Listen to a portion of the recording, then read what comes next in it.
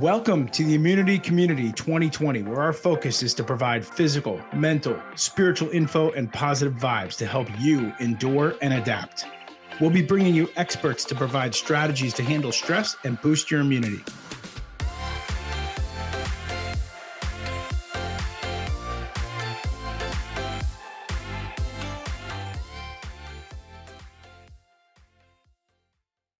So welcome everybody. With me, I have someone who's become a very fast friend of mine. We have here Mr. George Bryant, and I'm going to let him talk a little bit, but I want to also explain how we met. We both are, I would say, extremely intense and passionate gentlemen towards business and life in general. And we met at a workshop where I think we cried together before we even shook hands and said hello. So we knew we were. Yep. We were intimate, we were connected, we knew who we were, from the start. So we've just created a very fast friendship, from business to, just talking about relationships and kids and all that kind of stuff. And I'm bringing a lot of these types of people to this audience because I feel like you have something to share with everybody that's going on. Not necessarily, we could talk for hours about business, but this group is more like, how can you be that mountain? And that's what I want you to lead to. But before we go there, if you could give a brief history of yourself, and I can even name the companies that you're involved with, from, you guys may have heard of the Paleo Kitchen, Civilized Caveman, High Speed Daddy, Impact Bars, Crazy Muscle. So there's a ton of different businesses that you are either an influential piece, a marketer, CEO, you name it. But Yep. I want to use this time together really to speak to the depth of who you are as a man and as a human, because I think that's what's going to help our audience and get this forward. So if you can share a little bit about like your military experience and business experience, and just give us an idea here. Yeah, I'll give the elevator pitch, the short version, so we can do what matters, which is talk about how to support people.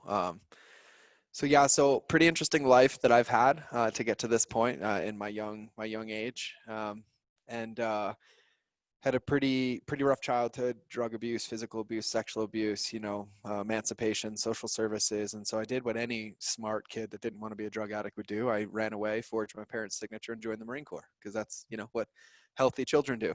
And I went from one broken organization to another one where it trained me it was good to be broken and good to be disconnected, and gave me a lot of tools. Spent 12 years of my life on active duty in the military, in the Marine Corps, 3 combat deployments, some pretty horrendous injuries.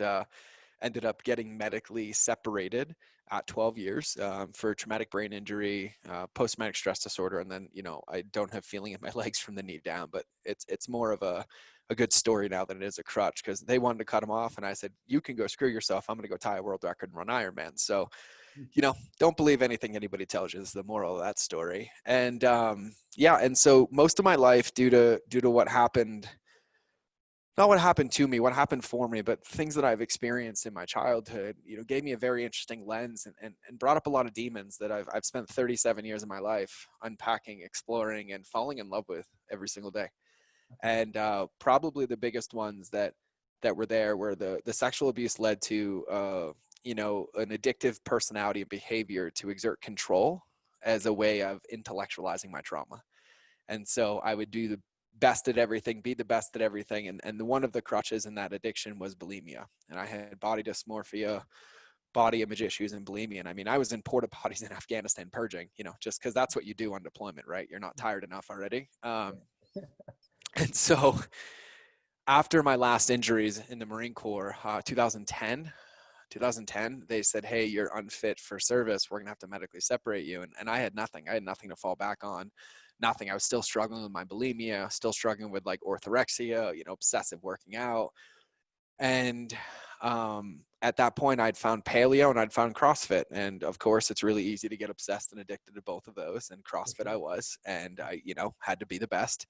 But in that, through paleo, I started teaching myself how to cook, and it became very cathartic for me. It was very much like a release, and it was a form of control, but it was a form of healthy control, right? Like I was feeling good while cooking, and I wasn't having as many binges and urges to binge and body image issues. So I started documenting the journey online.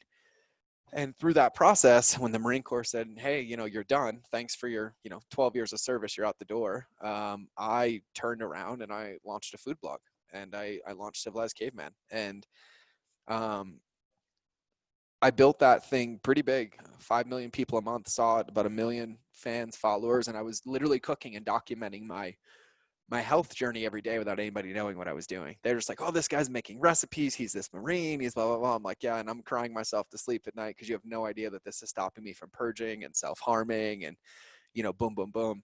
And in This that is process, also this is also 10 years ago when yeah, or longer where like not as many people were so, no, I would say, transparent about everything. So I mean, yeah, it's yeah. Authenticity really wasn't a thing on social media back then, right?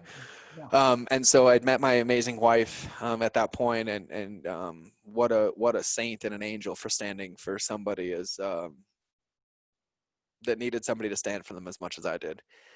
And so I spent a good 4 years running that business, just lying and hiding in plain sight. And after I got to a point, I hit a tipping point in critical mass where I couldn't do it anymore. It was killing me. I was like living a lie. There was so much cognitive dissonance, right? Like the world saw this, but this was what was really happening. And it was like breaking apart everything. I was struggling with depression. I was struggling with anxiety. I was struggling with dealing with the trauma of like losing 28 Marines to suicide, witnessing 3 of them, and all these different pieces. And I'd never taken a moment in my life to do the work, like never. Like I'd talk about it. I'd go to, psychologists, but I would basically Matt Damon the crap out of them, like Good Will Hunting, yeah, right? I And just watched that the other day. So yeah. yeah, And so it led down some pretty big roads. And, I started doing a lot of self exploration. I started doing a lot of personal development work. I started doing a lot of like meditation and breath work and exploring alternate modalities outside of like the traditional stuff, right? Like the agenda of like, you have to do this and then do this and then we'll pay for this, right? And so what actually was a big catalyst for me was EMDR. I did 2 years of EMDR every week pretty consistently, and it was a blessing. The doctor did it pro bono because I was in the military, and did it as a gift, and it probably single-handedly saved my life. But it really opened up the possibilities for me, and I realized that it was potentially a long journey because I had to go backwards and unpack 34 years of things that were stacked on top of each other.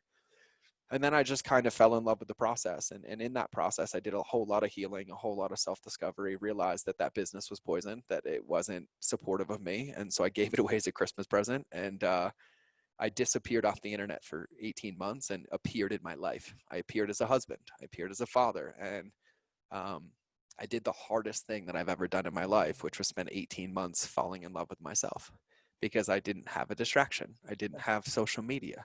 I didn't yeah, have dopamine. And so when the kids went to bed, it was just me, myself, and I. When my wife went to bed, it was me, myself, and I. There was no validation coming from the world. And that's where the growth really started to happen. And I spent about 18 months doing lots of that work, lots of spirit quests, lots of trips to the jungle, lots of conversations with shamans, lots of breath work, lots of healing, lots of forgiveness. And in that process, like I really fell in love with myself and really I would say owned my sovereignty. And not that like I've made it. Like I tell people, like if you look at me on a scale of like 0% being starting ground zero and 100% being the game, I'd say I'm at about 3.1%. And if I'm this happy and this grounded and this clear at 3.1%, I can't wait to see what happens on this side. And so then when I came out of that, I'd say for the first time in my life, my tank was full.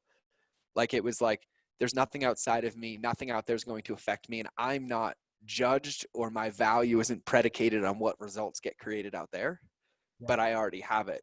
And it allowed me to really shift into service. And then I really kind of opened the floodgates on what I do in this world. And I shifted my entire focus to helping entrepreneurs and business owners ethically scale by doing work on themselves, their team, and their customers so that we can have a heart-centered approach to marketing. And so, yeah, now I own 7 or 8 companies. I sit on a board of a nonprofit where I give back to veterans with, we cover their ayahuasca trips, we cover their stem cell treatments, we do a lot of work there. And, I spend my days every single day of service doing everything I can to write permission slips for people to fall in love with themselves and their business and have the impact that they want to have. And yeah, I do a whole lot of work on myself every day.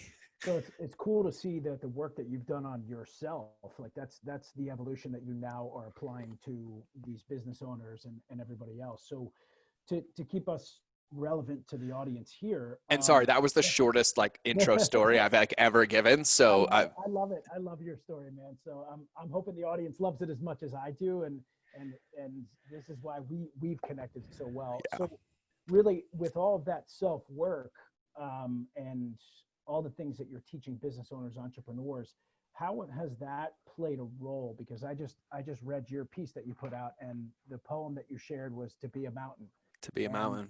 and that's like the most important question I can ask you here in this audience is who do you have to be, or who do you have to be inside, or who did you have to become to adapt to what's going on right now? Because Yeah. I look at you and I'm like, shit, you've endured 12 years in the military, all these other, traumatic aspects in your life. You came through the other side to not fall prey to your story, at least at this point where you've started healing.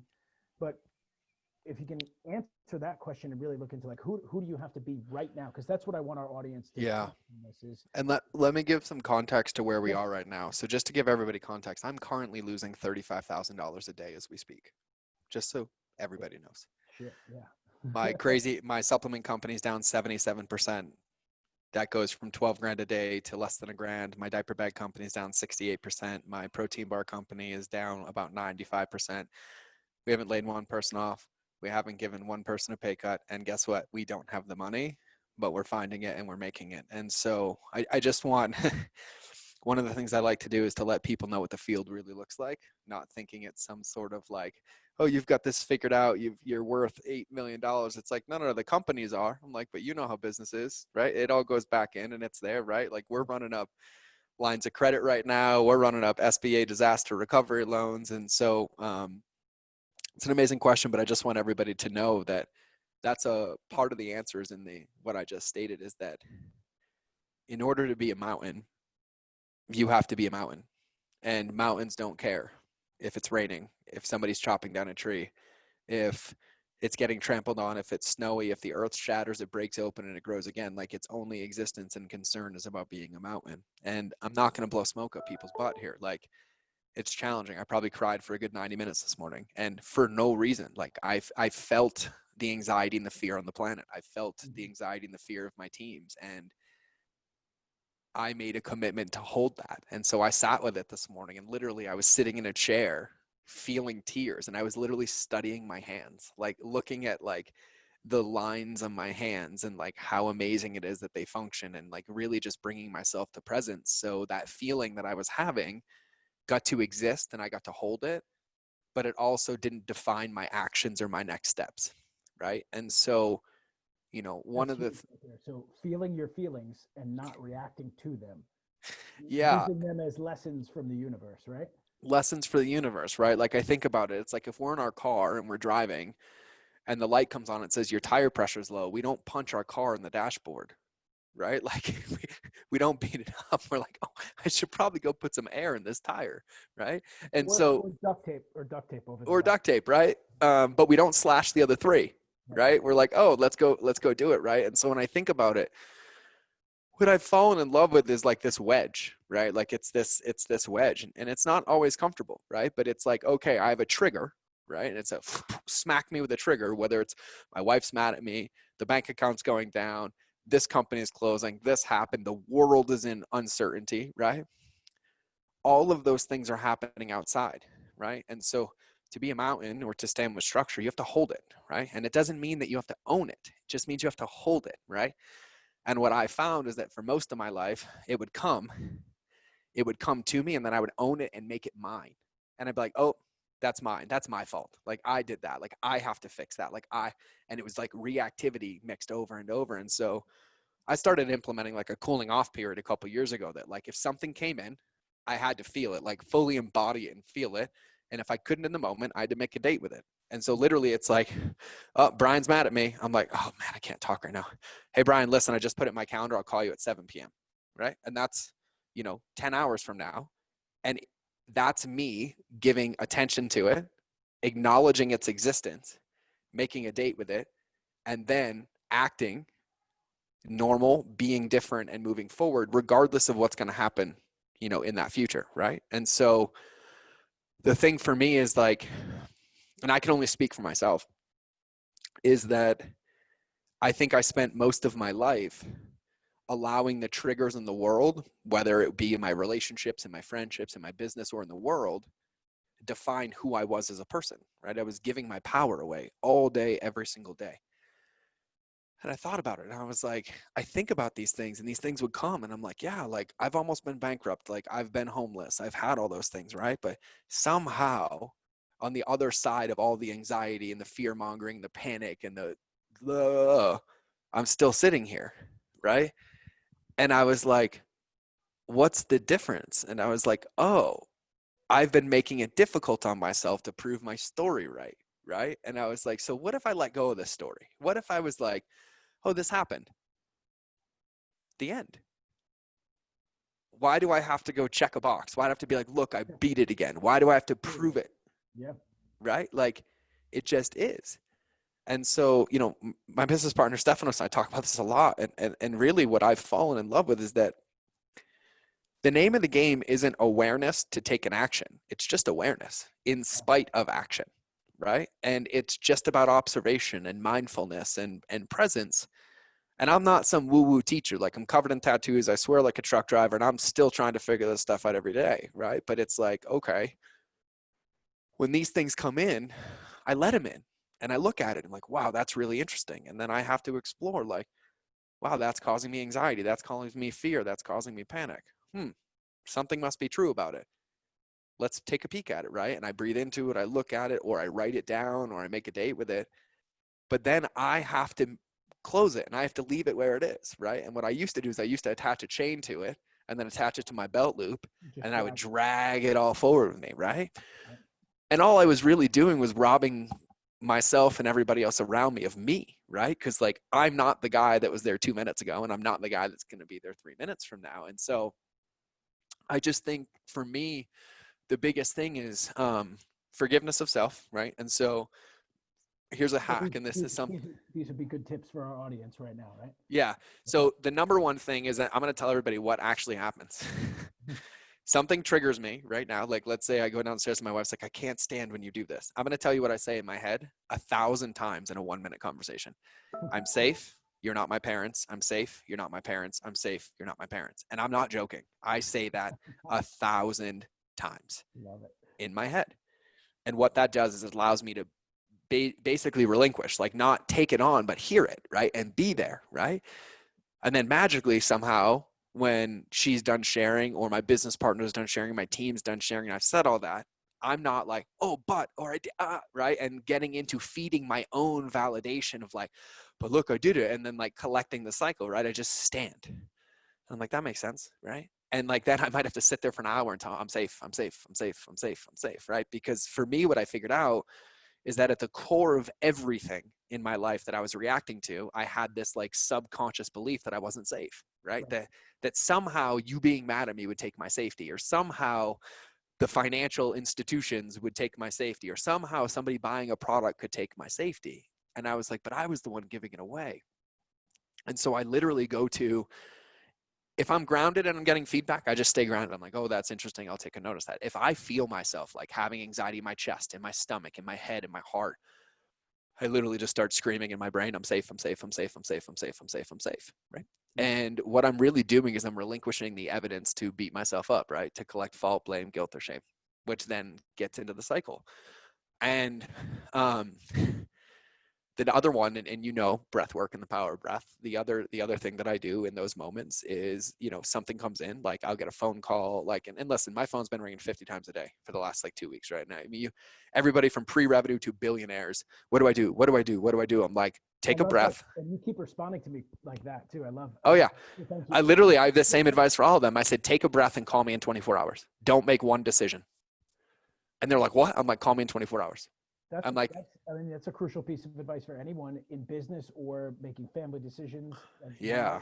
In this crazy time, like take a breath, make a decision in 24 hours. Love it. Yeah. And like, listen, nothing good comes out of a reactive state. Nothing. Like reactivity creates liabilities, right? And so, we, I have to remember and remind myself that I'm in control of the choices I make. I'm in control of the feelings that I have, and I'm in control of the reactions that I have. Right. And so when you really own that, right. And I'm going to tell you, it wasn't an easy game to own that, right? Because it eliminates the victim, right? It's like, oh, I can't be like, oh, this has happened to me, or I can't believe this happened, or like, It just makes it so easy to blame everybody else. You know? totally, right? And like, yeah, like that's what it is, right? And it's like, no.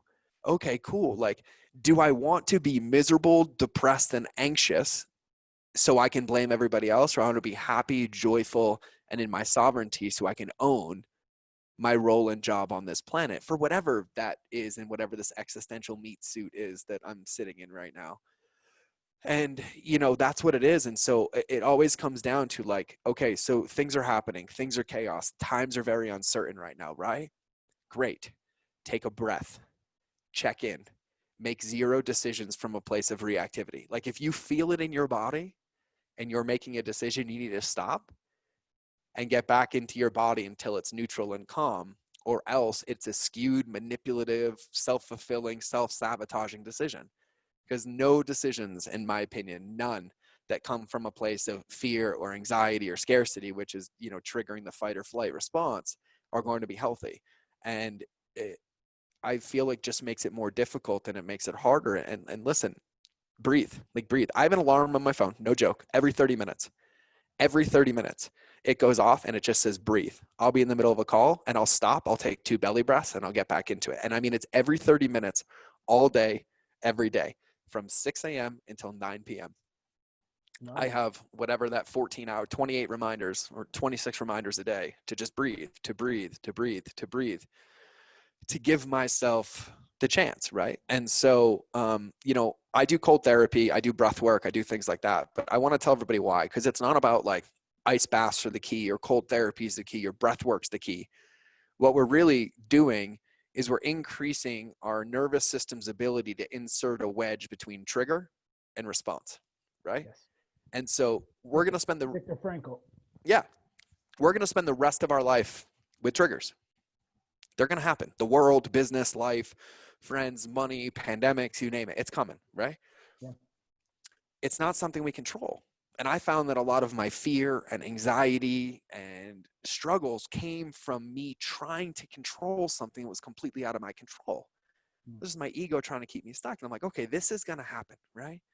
So I get to choose when this happens, like who I get to be. And so like, why do I do cold therapy? Because I hate it and it hurts. Every And single time. I'm a baby and Yeah. it hurts every single time. And some days it's 20 minutes, some days it's 2 minutes, some days it's 2 seconds and I get out, Yep. right? Like there's 7 feet of snow outside right now. So I go walk barefoot around the neighborhood in 15 degrees. And the other day I did like 15 minutes. This morning, I made it 10 steps before I was wimping and whining and I put my shoes back on, right? And I was like, but I did it. I did it. I did it, right? Like my capacity might not have been that great this morning, but I did it. And really all I'm doing is I'm testing my ability to, when things get uncomfortable or when things don't feel good, that I can stand with structure in those times and not react. And then I choose. And so I wasn't like, oh, I'm so pissed. I only did 2 seconds and like, oh, you should have done it. I'm like, oh no, like good job. Yeah. Now let me very methodically choose to go put my shoes back on because I'm just not willing to feel this pain right now. Yes. And that was it. But like that also like the lack of judgment. So that's a huge piece because we were raised in judgment. We judge ourselves. totally, I totally. I have that guy that jumps in all the time with every aspect of my life. So I've learned to put him at bay. Totally. And listen, like we're here, we're sovereign leaders, we're entrepreneurs, we're CEOs, we're moms, we're dads, we're brothers, we're husbands, we're right, like all of us, masculine, feminine, doesn't matter. Like if you're watching this, if you're even consuming this, if you run a business, you run a life, like we're a leader, we're born leaders, right? Leadership doesn't mean that you carry the burden of others or that you blame yourself. Leadership means that you can hold space with structure to lead by example, but your tank has to be full. Yeah. And it has to come from a place of, it's not that I have all the answers or that I'm the best leader or that like I'm the guy or I'm your guru. It's that I choose to stand up with you in these times of resistance, to be strong, to be proactive, to be grounded, to come from a place of love, self-love, self-compassion, and empathy, so that when the world comes up to me, that the only thing they can get are those same feelings, right? Because you can't give those from an empty tank, and you can't give those from reactivity. And I used to try. I spent 12 years of my life being the guy. I'm like, oh, I'm the best influencer ever. I'm like, I was full of dog poop, right? And I was literally hiding in plain sight with narcissistic tendencies because I didn't want to do the work, Right. right? And so I was doing the work to control how people saw me, and it was just highbrow manipulation, right? Yes, yes, yes. And and I literally had myself convinced, like, oh, I'm helping people, but am I really? No, I'm enabling people. I was creating codependent relationships, right? Like, I was literally, my value was predicated on if you followed me, if you liked me, if you did the work. And then it was like the George show 24/7, right? And it's really interesting, when that shift happened, there was no shift out there. The shift was here. And like, even last night, I made a mistake last night. I was doing something, and I made a video, and I used a term that somebody else taught me, and I didn't give them credit. And then I sent a text message, and I was like, I'm so sorry I did that. And they were like, it feels icky. Mm, I cried for like 4 hours this morning. And mm. then I didn't make it wrong. And I was like, wow, like, where was my practice missing, that like this hole is this big, or what was it? And I really started to explore it, and I started to explore it. And I was like, oh my God, I feel like they're my parents. Like, they're going to leave me, and I'm not good enough because I made a mistake. And I've been literally punishing myself for the last 16 hours. That's crazy because that pattern is ingrained inside and you just react to it. Totally. And like, it's interesting because like, I'm aware of it in business. I'm aware of it in my marriage. I'm aware of it in my friendships, right? But this was like a sneaky little hole that I didn't see, that I let like come in and like literally like take over like cancer. And I was driving with my wife, so I'm like, can I talk for a second? She's like, yeah. I'm like, I've been beating myself up for 16 hours and I didn't even realize it till right now. Like, I've been unmotivated today. I haven't wanted to work today. And she's like, okay, you sound like me. What are you doing? And I was like, well, nothing now. I was like, just really sneaky. And I was like, hey, babe, I forgive myself. Thanks for listening. And she's like, okay, drive us home. Yeah. And that was it, Back right? to the task. Yeah. But then literally what was so powerful about that is the moment that I spoke it, and I was like, I forgive myself. I was like, oh, I have to have a phone call later. Like, I have to clean this up. I have to be fine. But I released all judgment, all fear, the bad boy in me, or the bad girl in me, or whatever the case was. And it just has to always be done with a little bit of compassion. So I'm going to give everybody a little hack right now. When you think about this, like, this is who I look at when I'm struggling. And that's a picture of me when I'm 4 years old. And Love it. so when I get into like, I'm mad at myself, I'm angry at myself, and I can't break it, I open my phone and I talk to him. And do you comfort him? Because I've experienced the same thing because I have 10-year-old versions of myself, 17-year-old versions, 5-year-old versions of myself that now as a 45-year-old man, I am the source of comfort for that wounded child within me versus the external world. Is that you referring to that same aspect? Yeah. So like, for me, what it is that like, I have a 3-year-old son, right? When my son, spills his cereal, or, breaks something, I'm not like, you're the worst kid in the world. Don't ever do it again, you horrible human. Right. Yeah. And I was like, but yet as an adult mind, it's like, oh, this didn't work. And I used to collect as much evidence as possible to be like, you're horrible, like, you're a failure, blah, blah, blah. And it's like, no. And so like, when I find myself that I can't break those patterns, I'll go for a walk, I'll take a breath, I'll go do cold therapy. Like, I change my environment. And if I still find it hard, I literally open that photo of myself and I'm like, okay, talk to yourself. And I was like, I find myself that like, I struggle to say the thoughts in my head out loud to that picture, and it allows me to like process through them, right? Or I'm like, oh, would I say this to my son, or would I say this to my daughter? And really what it is like, really deconstructing that monkey brain, right? Like, being like, I know you're sneaky, and if I leave you up here, or I leave you to your vices, like, you're going to beat me up for days, right? And so it's like, no, like, I see you, here's a cup of coffee, right? Like, you don't get to talk to me like that, you don't get to be like that. And I understand that those shadows and those dark parts and those things that are there are a part of me, and as long as I'm aware that you're there and I shine light on it, it allows me to be of service on the other side. And like, humans, we are emotive beings. Like, there isn't this like steady key on the water. Like, our life is about modulation. Like, that's what makes us human. And Like, it's taken, and sorry to cut you off, but I know just based on our conversations, it's taken you a long time to get to that place. 37 years, my friend. Yes, yeah, I know. Like And 37 years. And like, I told somebody yesterday, like 3 days ago, I feel like I went through 74 heroes' journeys in one day. yeah, totally. I Like, know. I was like, It's I just got done at the end of the tough day. decision, tough decision, tough decision, tough decision, tough I decision. didn't work out. I didn't do anything. And I was like, I could sleep for 5 days Yeah, from tonight on. Like, holy moly. And I was like, wow. But it was really also interesting as well. It's like, look what you did today. And then this is what was really good. And then I was like, and it was all good stuff, right? And I was like, and look how none of those things have anything to do with who you are. mm, beautiful. A- And I was on a call yesterday, and this just kind of accidentally came out, and Stefan actually called me out on it. And I was standing there and I was like, I've spent my life trying to create containers or structure to control or mitigate the ability of pain, right? You and I both understand this. We do this, right? Yeah, yeah, And I was just naturally talking and I was like, but I had to let all that go because I am structure. yes, And he stopped me and he's like, I don't even think you have any idea what you just said. I'm like, no. And it's like, I look at my day, right? Like we're self-isolated. My kids are at home. Like I have a 3-year-old, a 15-year-old. I moved my team into my house so I didn't have to send him back to Mexico where he doesn't belong during times like this. And my normal routines of like how I defined myself, like going to the gym at this point, being able to do this, taking calls here, having it here, right? sideways. They're all gone. Yeah, And then I realized that in the process of releasing what that structure was, I realized that I am structure. And I've been finding myself doing 300 kettlebell swings a day, but like 10 at a time throughout the day. And literally just going for 5-minute walks 4 times a day. And like, I'm losing more weight than I ever lost trying to do it because I literally am completely grounded. My cortisol is down because I realized that like, it's just a choice to be in structure. And I want to tell everybody this, like even in this moment, I have low level anxiety right now based on yesterday and like what's on my plate today. And I'm just literally like, oh, that's interesting. Right. yeah, Like, yeah. okay. Watch it.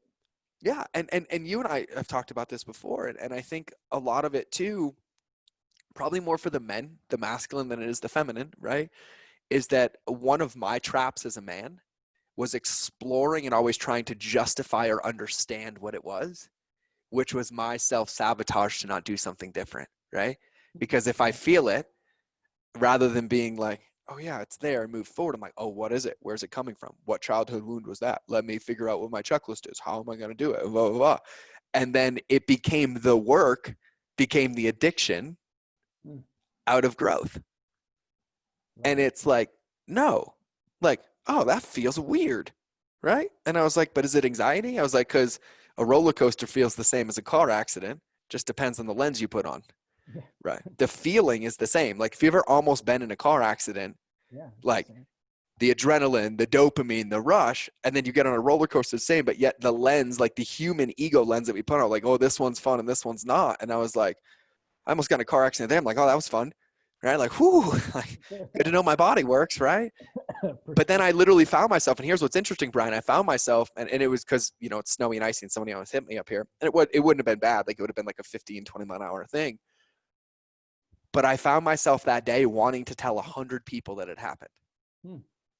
because I wanted the validation. My ego wanted to be like, comfort me. Like, look, this almost happened. I want your love. I want your attention. Like, it took every ounce of discipline that I have to not tell one person until this moment. Hmm.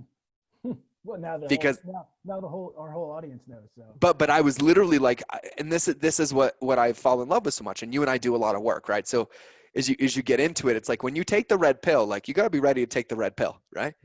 yeah, There's no plugging back in when it's out. Like when it's out, right?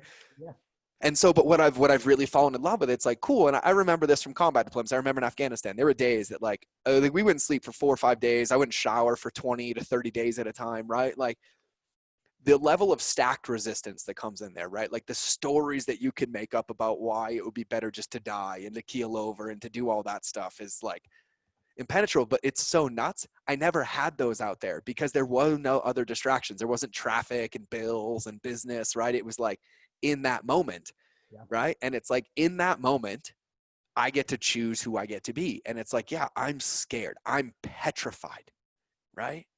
Cool. Now that I'm aware of it, I'm going anyways. And what I found is that for me, the acknowledgement of the feeling, the awareness of the feeling is what creates the path forward. Not making it go away, not fixing it or not even understanding it, but just taking a moment and paying attention to it is what neutralizes it and says, okay, I see you. I hear you, right? Like I understand that you're there. Thank you, body, for telling me that something is there that I should be aware of, and I'm moving forward. Awesome. I'm gonna pause you there because that was my timer that set Oh, you're us good, man. off. But I want to summarize for our audience because I appreciate, like, first of all, your friendship, your depth, your drive to constantly better yourself, and then also share that love and that intimacy and that truth with your fellow men, women, brothers, sisters. So thank you, brother. I'm really appreciative of our friendship. Of course, brother.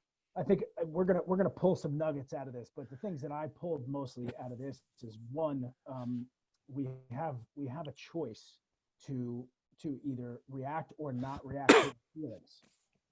That's one thing. Two is putting a wedge in between stimulus and response. Some of those training tools are cold therapy, water baths, walking in the snow, Breath. cold showers. Well, breath is number one, and we just did a piece. My business partner has a technique called True Breath, which we're going to be putting out. So that's another piece there.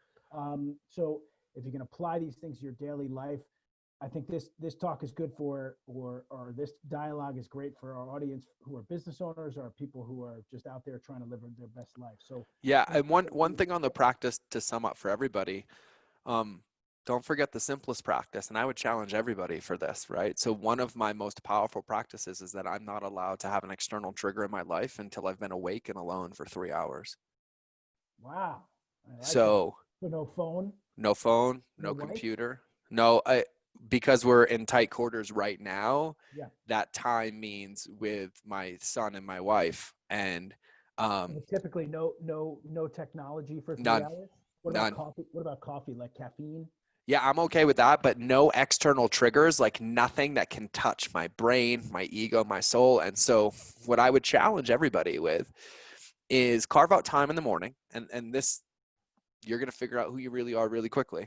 You wake up in the morning, pick a number, 5 minutes, 10 minutes, 15 minutes, 20 minutes, and sit still and study your body in that Mm, moment. No love it. phone, no nothing, like lay in bed, and you can do this in bed, and it works. You do it in bed. Yeah. And you sit there and like in nothingness. Like, when was the last time you felt the blood pump into your toes? Like, when was the last time you realized that every time your knee joint bends, it moves your body forward and yet we don't feel it? Like, when was the last time you realized that hundreds of thousands of miles of blood pump through your body every day, but yet we take it for granted? And I'm going to tell you right now, Brian, the biggest breakthrough in my life in the last year has been alone time, Yeah. because it was so easy for me for so many years to, and listen, I can pick this thing up and be distracted for 24 hours a day, right? Like I can call whoever I want, whatever I want, and be validated all day. Yes. I don't start my day until I've fallen in love with myself every single day. Amen. All right. And some days it's 30 seconds. Like today was, I woke up at 5 a.m. and you were my first. So it was 3.5 hours. So the challenge is fall in love with yourself every single morning before getting that external input, Mm-hmm. potentially from humans, and definitely not. We don't want to get that input from tech. So thank Mm-hmm. you, brother. Love you, man. Thank you, George. Love you, brother. I will Thank you, talk sir. to you Appreciate it. soon. Thank you.